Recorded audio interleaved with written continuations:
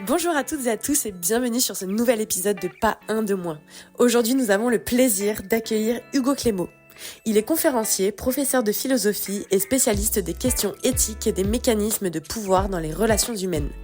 Depuis plusieurs années, il s'intéresse de près au phénomène du gaslighting, cette forme de manipulation psychologique qui vise à faire douter une personne de sa propre réalité. Passionné par son métier, Hugo cherche à transmettre la philosophie autrement, avec l'envie de susciter des émotions, de faire résonner les idées et de rendre les grands questionnements philosophiques vivants et accessibles. Je vous souhaite de vous installer confortablement et je vous souhaite une bonne écoute. Bonjour Hugo, comment allez-vous aujourd'hui ? Bonjour Charline, ça va très bien, merci et merci de cette invitation. Avec grand plaisir, je suis vraiment ravie de vous recevoir. Je vous propose qu'on commence ce podcast par une question un peu légère avant de rentrer un peu plus en profondeur sur votre parcours et sur la philosophie. Cette question, c'est si vous deviez choisir un film ou une série pour résumer votre vision de la philosophie, lequel serait-ce et pourquoi? Alors, je ne sais pas si ma réponse va être très légère finalement parce que la série à laquelle je pense depuis quelques temps, c'est une mini-série Netflix qui s'appelle Made, M-A-I-D, et qui est adapté d'un récit autobiographique d'une autrice américaine qui s'appelle Stephanie Lane, qui raconte son expérience de jeune mère contrainte de fuir au milieu de la nuit le mobil-home dans lequel elle vivait avec son compagnon qui était le père de sa fille, parce que ce soir-là, il a trop bu une fois de plus et il s'est mis à lui hurler dessus et à jeter un verre à proximité de sa tête. Et ce verre a éclaté, des éclats sont tombés dans les cheveux de sa fille. Alors, vous voyez, c'est pas très léger. Et peut-être vous allez me dire, mais quel est le rapport avec la philosophie? Alors là, il faut que je développe un petit peu en utilisant des métaphores. Je pense que la philosophie a pour activité principale de nous aider à dénouer des nœuds conceptuels, des nœuds mentaux. Nous nous sommes formés à force de nous emmêler les fils conceptuels. Alors, parler de fils conceptuels ici, c'est donc utiliser une image qu'on peut expliquer ainsi. Un concept, c'est un outil mental qui nous permet de percevoir et d'agir dans le monde et par rapport aux autres. Or, les concepts sont reliés à d'autres, comme par des fils. Eh bien, à force d'utiliser les concepts sans trop faire attention, il y a toujours un risque à ce que nous emmêlions ces fils et à ce qu'au bout d'un moment, un nœud se forme et que nous nous retrouvions bloqués. Et ce blocage, évidemment, il est terrible parce qu'il nous empêche de bien percevoir et d'agir comme on voudrait agir dans le monde. Voilà ce que la philosophie essaye de faire. Alors, pour quel rapport avec Maid? Eh bien, dans la série Maid, et dès le premier épisode, on s'aperçoit que cette jeune femme qui est pauvre, qui est partie avec sa fille, elle n'a pas de ressources, elle n'a pas de logement. Elle part avec, je crois, 18 dollars en poche. Ça apparaît incrusté à l'écran à chaque fois qu'elle fait une dépense. Elle a cette charge mentale qui consiste à penser à la perte, à la fuite de ses économies, de son argent. Donc, elle a besoin, elle va voir des services sociaux. Elle va rencontrer une assistante sociale. Et l'assistante sociale qui lui propose une solution d'hébergement temporaire lui explique qu'elle ne pourra accéder à ce logement que si elle est reconnue victime de violences domestiques. Et à ce moment-là, la jeune femme répond que ce n'est pas le cas, qu'elle n'a pas été blessée physiquement et que jamais elle n'a reçu de coups de la part de son compagnon. Il va falloir tout un tas une certaine péripétie pour qu'elle retourne voir l'assistante sociale et qu'à ce moment-là, l'assistante réussisse à l'amener à comprendre que son concept de violence, qu'elle reliait donc, elle, la jeune femme, au concept de force, c'est-à-dire à un phénomène physique, et bien que ce concept de violence, il est mal conçu. Qu'il n'est pas nécessaire qu'il y ait des coups ou des marques physiques pour que quelqu'un soit victime de violence. Et c'est vraiment ce travail que l'assistante sociale fait avec la jeune femme que je trouve analogue au travail de la philosophie. C'est comme si l'assistante sociale accouchait l'esprit, faisait accoucher l'esprit de la jeune femme d'une conception plus riche et plus adéquate au réel. Eh bien, la maïotique, c'était le terme anglais, grec qu'utilisait Socrate pour désigner ce qu'il faisait avec ses interlocuteurs. Voilà, la maïotique, on la retrouve ici, et je pense que c'est non seulement quelque chose qui est illustré dans la série, mais qu'en outre, la série peut elle-même pratiquer cette maïeutique sur ses spectateurs ou ses spectatrices, puisque on peut imaginer que certains spectateurs ou certaines spectatrices se disent que, au fond, eux aussi ont une conception insuffisante du concept de violence. C'est ce qui m'intéresse dans les pouvoirs des séries ou des cinémas, ce pouvoir de transformation morale, où on pourrait parler de transfiguration, c'est-à-dire que après avoir regardé la série et s'être identifié à certaines situations ou certains personnages, eh bien, on peut revenir au monde réel, au monde en dehors des écrans, transformé en le concevant autrement. Et en déclenchant du coup peut-être une prise de conscience par rapport à ça? Oui, exactement. On peut, enfin, c'est ce que je tends à soutenir, les séries télévisées comme les films peuvent provoquer des prises de conscience et peuvent nous permettre d'enrichir le regard et au-delà la conception que nous nous faisons du monde. Bah, merci pour ce partage. Effectivement, sujet pas tout à fait léger, mais très bien pour démarrer et qui va faire le lien avec le reste. Donc, merci pour ça. Je vous propose que vous nous en disiez un petit peu plus sur votre parcours et surtout à ce qui vous a conduit à la philosophie. J'avais lu quelques livres de philosophie quand j'étais au lycée, et puis, comme tout le monde, j'ai découvert la philo en terminale avec des cours tout à fait passionnants. Cependant, c'est en classe préparatoire littéraire que j'ai été parfaitement enthousiasmé par un professeur, Joël Gobert, qui ça m'a incité à m'inscrire directement en fac de philo à Nantes. Et là, j'ai rencontré plusieurs professeurs tout à fait exceptionnels qui m'ont confirmé dans l'intérêt que je portais à la discipline. J'ai été marqué par des lectures, notamment d'un philosophe qui s'appelle Wittgenstein ou d'un philosophe français qui s'appelle Vincent Descombes.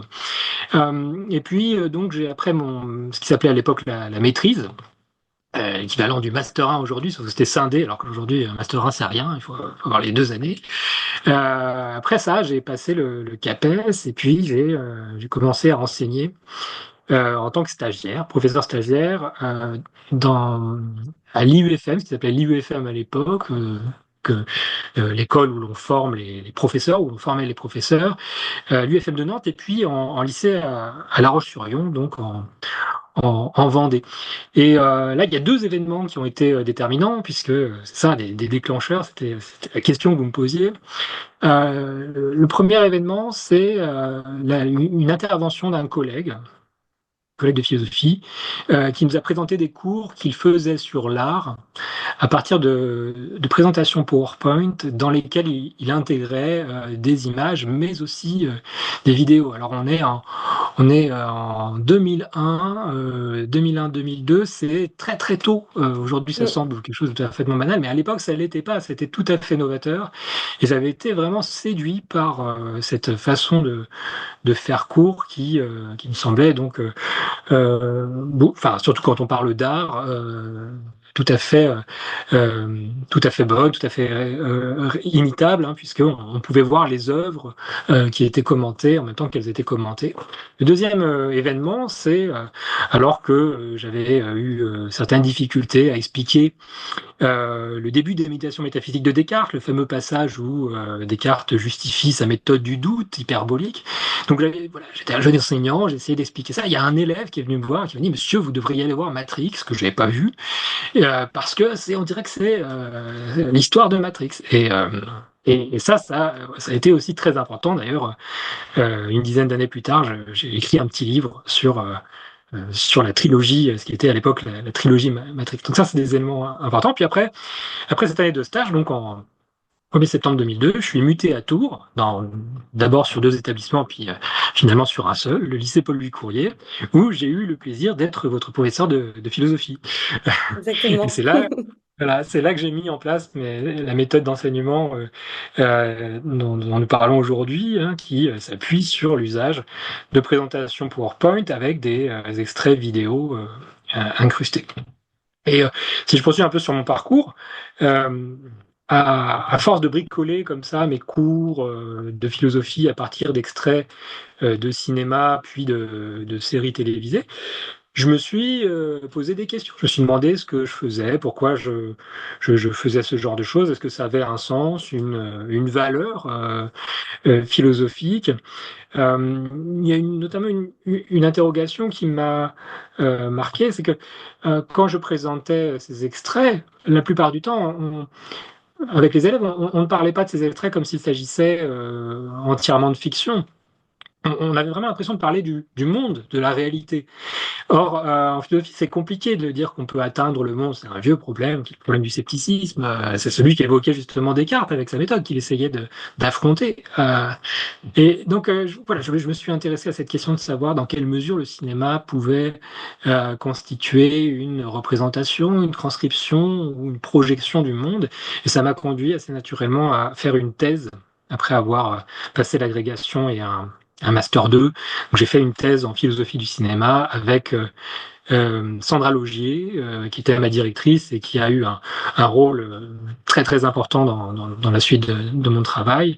Je lui dois énormément, et notamment de m'avoir permis de découvrir la philosophie du cinéma du philosophe américain Stanley Cavell, philosophie à laquelle je reviens toujours, sur laquelle j'interviens la semaine prochaine, par exemple mardi. Donc voilà, c'est à peu près mon parcours, avec un petit il y a un climax, c'est-à-dire que 20 ans après avoir commencé à enseigner la philosophie à La Roche-sur-Yon au lycée, eh bien, j'ai obtenu un poste de maître de conférence en esthétique et philosophie de l'art à l'université Gustave Eiffel, où je travaille essentiellement avec les collègues qui font du cinéma. Donc Hmm. voilà où j'en suis. Votre entourage, comment ça a été accueilli quand vous avez décidé de vous orienter vers la philosophie? Ça s'est passé comment?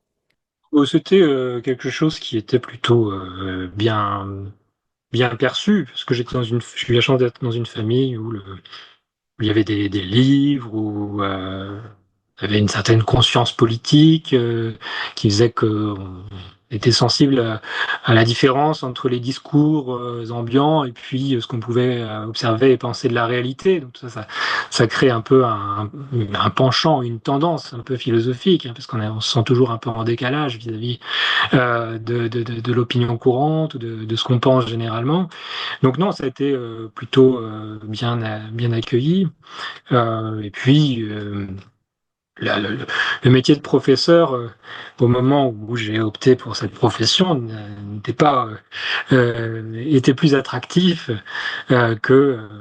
qu'il l'est devenu depuis.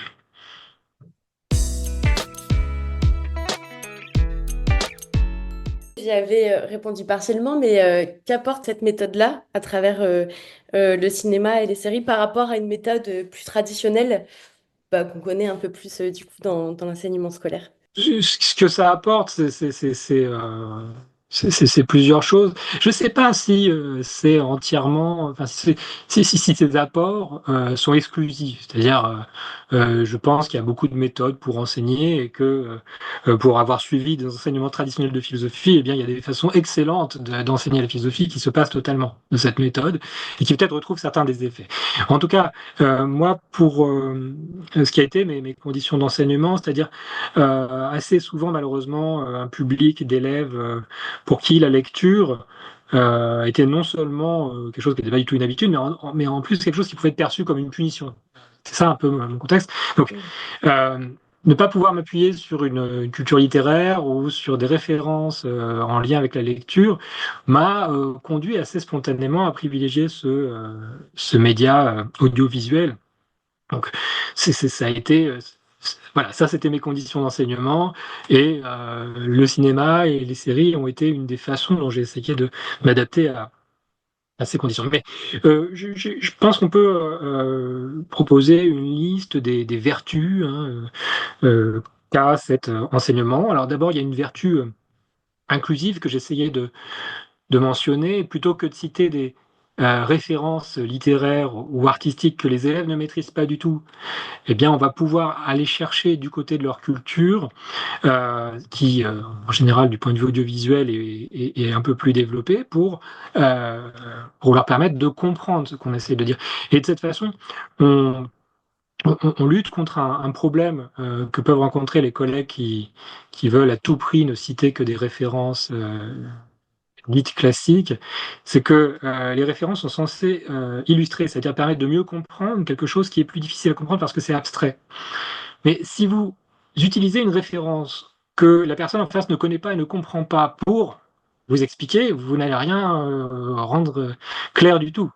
Donc l'idée, c'était au moins prendre des références qu'ils puissent comprendre pour pouvoir ensuite les amener aux théories, concepts, arguments abstraits auxquels j'essayais de les amener. Voilà, l'idée, c'était ça, c'est de trouver une sorte de culture commune à laquelle nous puissions faire référence pour nous entendre, pour partager quelque chose. Une deuxième vertu que j'ai trouvée, c'était ce que j'ai pu appeler une vertu hypnotique. C'est-à-dire que ici, je me suis servi des pouvoirs des écrans pour apaiser des classes que je rencontrais, que je pouvais retrouver parfois voilà, dans une ambiance un peu survolté. Il m'arrivait de donner des cours en lycée professionnel et avec des classes majoritairement masculines. Et voilà, avant que les élèves se soient assis, j'avais déjà entendu 3 ou 4 blagues salaces. Et la tâche, c'était, voilà, nous allons nous élever jusqu'à la philosophie en partant de cette ambiance. Voilà, Compliqué. un peu viril dans le sens très négatif du terme. Donc voilà, les élèves se posaient et ils avaient ce moment d'attention pour ce qui était diffusé. Et à partir de là, moi, le défi, c'était de m'appuyer sur ce moment d'attention et sur ce qu'ils avaient perçu pour développer mon propos, ce qui permettait voilà, une gestion de rythme de classe qui fonctionnait à peu près, y compris dans des classes très remontes, très dynamiques, assez difficiles à captiver. Une autre vertu qui pourrait être l'inverse de la vertu précédente, c'était une vertu dynamique. C'est-à-dire que euh, voilà, les cours, c'est très souvent un prof qui parle, surtout en philosophie, il faut qu'on élabore des théories, etc. Et voilà, inclure des moments d'extrait, ça faisait des pauses, parfois je parlais de pauses pédagogiques, c'était comme un chapitrage également, ça permettait de rajouter du rythme, du mouvement dans la classe. Enfin, il y avait aussi une vertu fatigue, hein, c'est-à-dire que ça appelait des échanges, ça appelait des explications, et on peut faire un travail d'interlocution, hein, de dialogue assez riche à partir d'un extrait, parce que nous avons tous quelque chose à dire sur un extrait, nous avons tous perçu des choses, et souvent ce sont des choses qui sont assez différentes, de sorte que c'est assez aisé de construire sa séance ou un bout de séance sur cette interaction qu'appelle en fait la diffusion d'extraits. Une autre vertu que j'ai trouvée, c'était une vertu mnémonique, c'est-à-dire que souvent les élèves, quand je faisais passer, quand ça m'arrivait des espèces de petits questionnaires en fin d'année pour savoir ce qu'ils avaient aimé ou pas dans le cours, ce qu'ils disaient assez fréquemment, c'est que ça leur permettrait de mieux se rappeler euh, certains concepts parce que ils se rappelaient de l'extrait. À partir de l'extrait, ils se rappelaient le concept, l'idée, l'argument, éventuellement la théorie du philosophe. Et alors, je pense que c'était lié aussi au fait que ces extraits qui nous racontent des histoires humaines, des réalités humaines, suscitent des émotions que nous ne sommes pas toujours capables de susciter, nous, quand nous sommes en cours, en tant qu'enseignants. Donc, et on sait que la mémoire est fortement liée à cette question des émotions. Donc je pense qu'il y avait quelque chose ici qui méritait d'être creusé. Mais si je veux résumer, hein, je dirais que cette méthode, elle permet de rendre les concepts philosophiques plus concrets et plus parlants pour les élèves, puisque ça les ancre dans des récits et dans des personnages. Et un deuxième aspect que je trouve important, c'est que ça suscite un engagement plus important par rapport aux questions qui sont posées, parce que les élèves se sentent plus à l'aise pour décortiquer le problème posé, la difficulté, en parlant des personnages, de leurs réactions, plutôt qu'en restant au niveau de l'abstraction conceptuelle. Et puis enfin, je trouve que c'est la contribution que la philosophie peut faire à cette tâche absolument nécessaire aujourd'hui, qui est l'éducation critique aux médias. C'est-à-dire qu'on travaillait aussi sur l'analyse des images, le montage, on travaille sur ces questions de savoir ce qu'on nous montre, ce qu'on nous cache, de quelle façon aussi en tant que spectateur nous pouvons être plus ou moins manipulés. Et ça, je pense que c'est vraiment quelque chose qui aujourd'hui devrait être étendu et les collègues de philo, voilà, ont largement une légitimité pour faire ça. Est-ce que vous avez fait face ou vous faites encore face à des réticences comme vous sortez de l'enseignement un peu traditionnel? Est-ce que c'est des choses que vous rencontrez? Honnêtement, je me souviens pas avoir été confronté directement à de telles réticences. Après, il est possible que j'ai oublié, refoulé. On n'est pas obligé de se rappeler toujours les choses les plus désagréables. Ce que j'ai rencontré, au contraire, hein, c'est du soutien de mes directions d'établissement, parce que je me répète, mais au début du 21e siècle, c'était pas facile euh, d'avoir des vidéoprojecteurs, d'avoir je parle même pas de salles équipées. Donc il fallait que alors là, peut-être oui, ça bousculait un petit peu les habitudes, parce que évidemment, ça voulait dire il fallait que j'aie une salle, il fallait que parfois j'aille chercher le vidéoprojecteur qui était stocké à l'administration. Donc voilà, oui, parce que dans la mesure où ça bousculait un petit peu des pratiques, mais non, dans l'ensemble, j'ai été soutenu, et puis j'ai été aussi soutenu par mes inspecteurs, Alain Lassalle et Éric Lecoquille. De ce point de vue-là, non, je n'ai pas vraiment rencontré de réticence directement. En revanche, cela ne signifie pas que ces réticences n'existent pas. On en trouve encore aujourd'hui, hein, et on trouve des personnes qui peuvent écrire à l'encontre de ce que je peux faire ou de ce que peut faire quelqu'un comme Sandra Logier, que utiliser l'intérêt des étudiants pour les séries télévisées, par exemple pour creuser ou aller plus loin, ou soutenir que les séries soulèvent de nombreuses questions philosophiques, c'est de la part d'enseignants une démission. Hmm. Parce que nous ne devrions pas exposer nos élèves au danger des séries télévisées, au danger de l'aliénation Netflix, au danger des écrans. Donc, par rapport à ça, hein, moi je pense que la meilleure réponse, c'est d'aller voir ce que font les collègues. J'avais eu l'occasion de diriger un ouvrage collectif il y a 10 ans qui s'appelait Enseigner la philosophie avec le cinéma, où une douzaine d'enseignants de philosophie décrivaient leurs raisons, leurs expériences dans le domaine. Je pense qu'il faut c'est la meilleure réponse, c'est aller voir. Et puis, juger à partir de là si voilà, ses collègues ont démissionné par rapport à leur tâche d'enseignant de philosophie, ou si au contraire, ils ne seraient pas en train d'innover, d'inventer, peut-être même, d'une certaine façon, de sauver Hmm. cet enseignement de la philosophie. Et de s'adapter aussi aux générations en cours et à venir. Exactement. Mm, mm.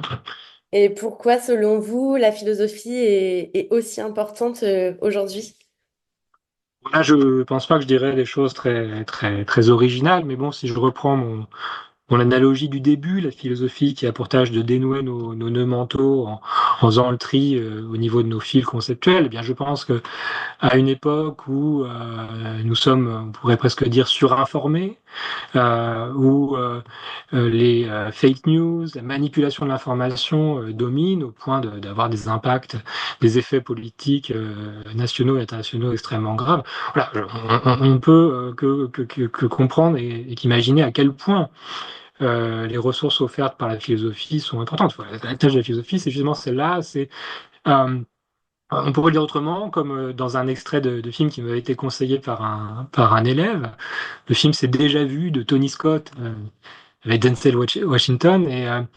Et en fait, c'est une scène où le FBI a le moyen d'avoir accès à une vidéosurveillance augmentée du son sur un attentat terroriste. Et ils peuvent tout voir, ils peuvent se déplacer exactement comme ils veulent dans la scène.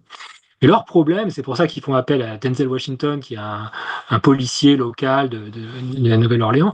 Leur problème, c'est qu'ils ne savent pas regarder. Ils ont toutes les informations, mais ils ne savent pas où regarder. Quel est l'individu suspect? Qu'est-ce qu'il faudrait aller voir pour comprendre ce qui s'est réellement passé? C'est pour ça qu'ils font appel à lui, parce qu'ils se disent que lui, avec ses habitudes de la Nouvelle-Orléans, sa connaissance des différents types, etc., il va pouvoir les aider à orienter leur regard. Eh bien, la philosophie est censée faire ça. Elle ne donne pas d'informations nouvelles. Ce n'est pas une science. Son affaire, c'est pas de découvrir des faits grâce à des expériences. En revanche, elle nous aide à réfléchir sur nos façons de voir, nos façons de percevoir, de façon à mieux orienter notre regard, notre pensée. c'est de cette façon que la philosophie peut enrichir les expériences. Et je pense que dans cette affaire de surinformation, voilà, la philosophie aide à faire du tri. Est-ce que vous avez des exemples concrets de prise de conscience ou de débat que vous avez eu en classe avec vos élèves? Oui, oui, oui. Alors, j'en ai plusieurs. Il y en a, il y a un exemple que j'aime bien, c'est par rapport au concept de gaslighting. Donc, le gaslighting, c'est une manipulation psychologique qui vise à faire perdre toute confiance en elle-même à la victime, en la persuadant qu'elle ne n'est pas capable de percevoir, de voir ou d'entendre correctement, qu'elle n'est pas capable de se souvenir correctement et qu'elle est incapable de porter des jugements corrects. Autrement dit, il faut priver la personne de toute capacité à se fonder sur elle-même pour percevoir, penser et agir. C'est ça l'objectif. Et la culpabiliser par rapport à cette incapacité au point qu'elle s'en veuille d'être comme elle est. Donc ça, c'est une double torture, hein. Il s'agit non seulement de déstabiliser, mais de persuader la personne que c'est de sa faute si elle est déstabilisée. Voilà, le gaslighting, ça vient du titre d'un film, Gaslight, de 1944, qui montre comment un mari procède à ce gaslighting afin de récupérer des bijoux cachés dans un grenier, enfin peu importe. Et et donc, c'est un cours que j'ai fait à l'université avec des étudiants de différents horizons. C'est des cours de tronc commun. Donc, on a des étudiants en cinéma, mais aussi en musique, en lettres, en anglais, espagnol, etc.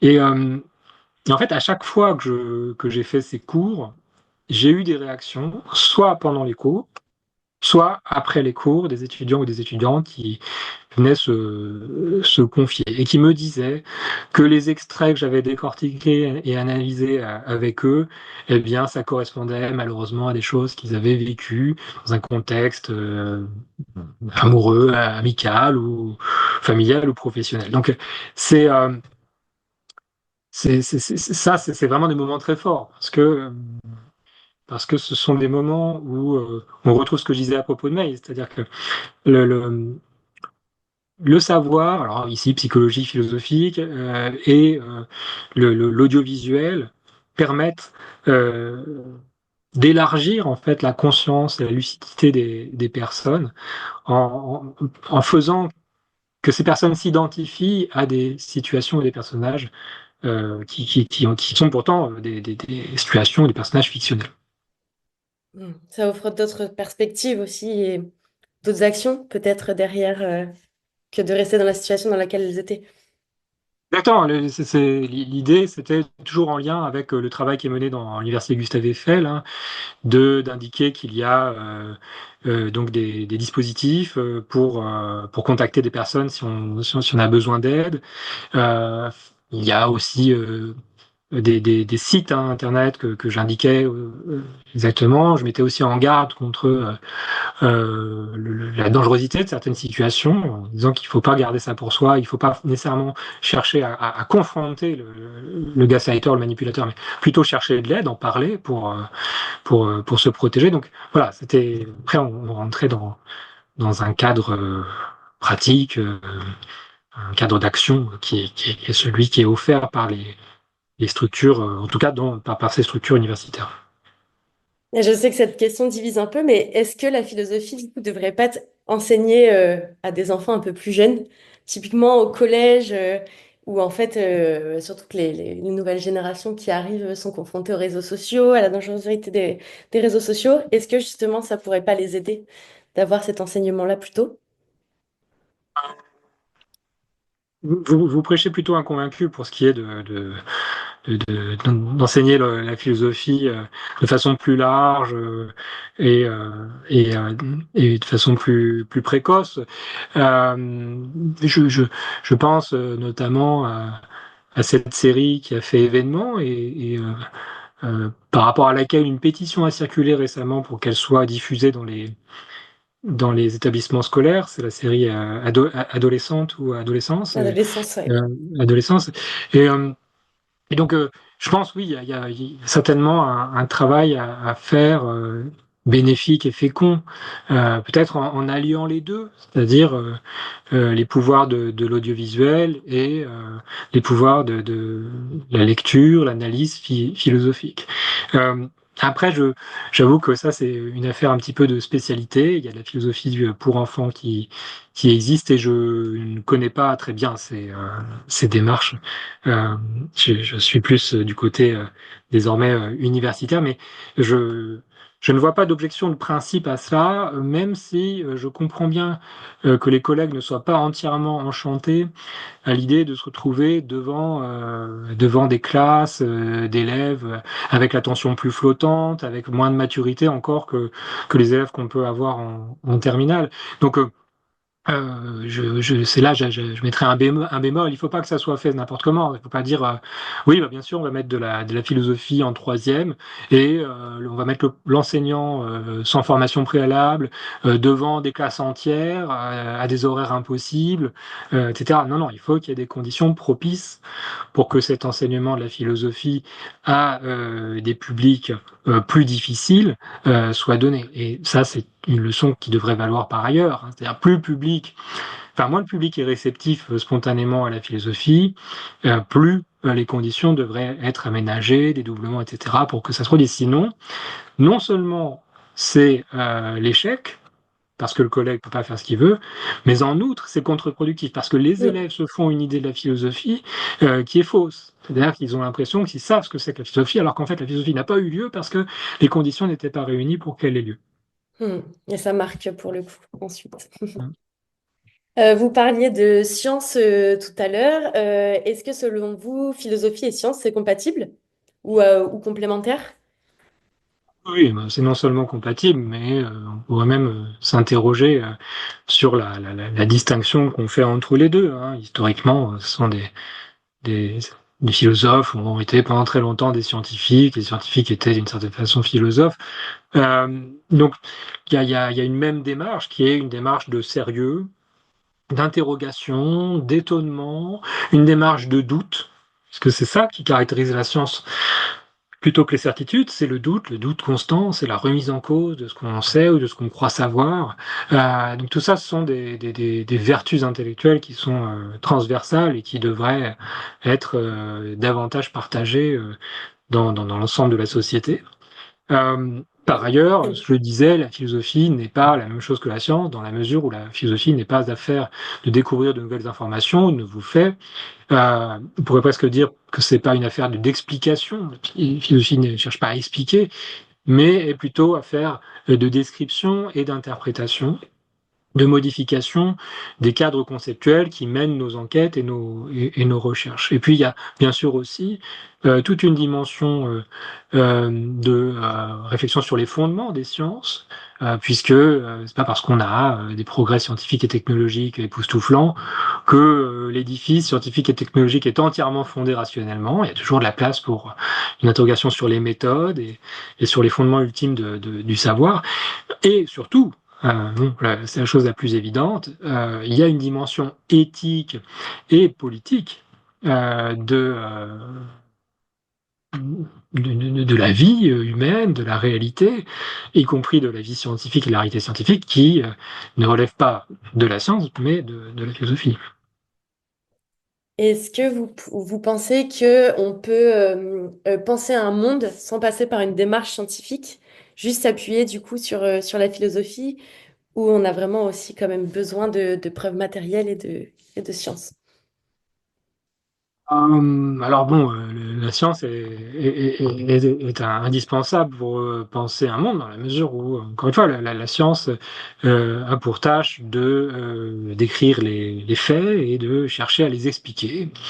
Donc ça, c'est une activité scientifique. Donc même si on a affaire à une science qui, pour nous, aujourd'hui, est complètement dépassée, une science, je sais pas, à la mode d'Aristote ou c'est quand même de la science en ce sens-là. Donc, enfin, voilà, si vous pouvez utiliser une mauvaise science à la place d'une bonne science, mais de toute façon, vous aurez toujours besoin de science si vous voulez vous représenter un monde.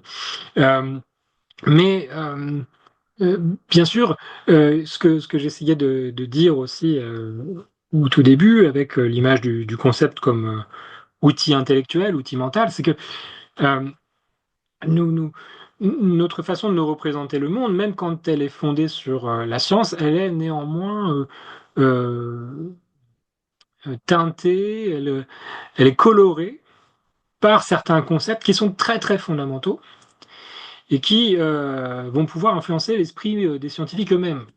Hmm. Par exemple, aujourd'hui, nous sommes confrontés à des difficultés qui sont liées au réchauffement climatique, au dérèglement de l'environnement, et ça peut susciter des états d'esprit comme l'éco-anxiété, ou au contraire euh, le climato-scepticisme. Quand on est sur ces débats-là, on n'est plus vraiment du côté des sciences. On est sur un travail sur des concepts qui sont encore plus fondamentaux. Hmm. Puisqu'on a l'impression que tous les faits qu'on pourra avancer pourront être interprétés différemment selon qu'on est éco-anxieux ou climato-sceptique. Donc c'est là où la, la, la philosophie permet de penser le monde d'une façon que la science n'autorise pas vraiment. Elle intervient à un autre niveau, j'ai envie de dire un niveau presque plus fondamental. Merci pour ça. On va repasser à quelques exemples et recommandations pour les personnes du coup qui nous écoutent et qui ont envie de creuser un petit peu plus le sujet. Est-ce que vous pourriez nous partager un exemple précis d'un film ou d'une série que vous utilisez actuellement? Alors vous avez parlé, vous en avez évoqué quelques-uns, mais est-ce que si vous en aviez qu'un à partager aujourd'hui, ce serait lequel? Ça, c'est difficile, hein, seul, là où vous êtes dur. Alors, en fait, je vais donner un, mais pour trois usages qu'on peut faire, je trouve, si vous voulez bien, Ouais. des extraits. Euh, L'usage le plus fréquent, hein, c'est l'usage illustratif. Hein, on va illustrer un concept. Alors, ce que j'aimais bien montrer en classe, c'était un extrait d'Astérix et le coup du menhir, donc le dessin animé adapté de la bande dessinée, où on voit d'abord donc Obélix prononcer son fameux «Ils sont fous, ces Romains». Et puis, dans la scène d'après, on voit des Romains dire ils sont fous ces Gaulois. Et donc, voilà, de cette façon, j'essayais d'illustrer ce concept abstrait qui consiste à dire que on a tendance toujours à juger les autres à l'aune de nos propres valeurs et que de ce point de vue, les autres ont toujours tendance à être un peu fous, un peu incompréhensibles parce qu'ils sont pas comme nous, ils font pas comme nous. Comment peut-on ne pas faire comme nous alors que c'est nous qui définissons finalement ce qu'il faut faire, ce qu'il est bon de faire. Donc, voilà, ça c'est très simple. C'est très simple, mais je pense que c'est très efficace. C'est très efficace, ça se retient et si le concept il est intégré. Un deuxième exemple que j'aimais beaucoup, c'était étudier un problème classique de la philosophie, celui du libre arbitre, par exemple. Sommes-nous libres de nos choix ou nos choix sont-ils toujours influencés, déterminés? À partir du film de Steven Spielberg, Minority Report, donc adapté d'une nouvelle de Philip K. Dick. Parce que le film qui était connu à l'époque par les élèves, il fonctionne entièrement autour de ce problème, puisqu'on a un personnage principal qui est convaincu qu'on peut prévoir les crimes avant qu'ils soient commis, et que ça autorise sa pratique à lui de super policier qui arrête les criminels avant qu'ils aient commis leurs crimes, et qui va se retrouver en fait un peu coincé par cette méthode, parce qu'il va découvrir que lui-même va finir par être accusé d'un crime qu'il n'a pas encore commis. Et donc, toute l'histoire, tout le drame, toute l'action du film, et c'est un film d'action, tourne autour de cet enjeu. Va-t-il réussir à montrer que non, nous ne sommes pas déterminés, que nos choix peuvent modifier, faire une différence par rapport à notre dessin. Donc, là, je trouve ça un très bon film qui fonctionne très bien. Puis troisième exemple, le dernier, j'ai un peu abusé, non, j'avais droit qu'à un seul, mais je triche.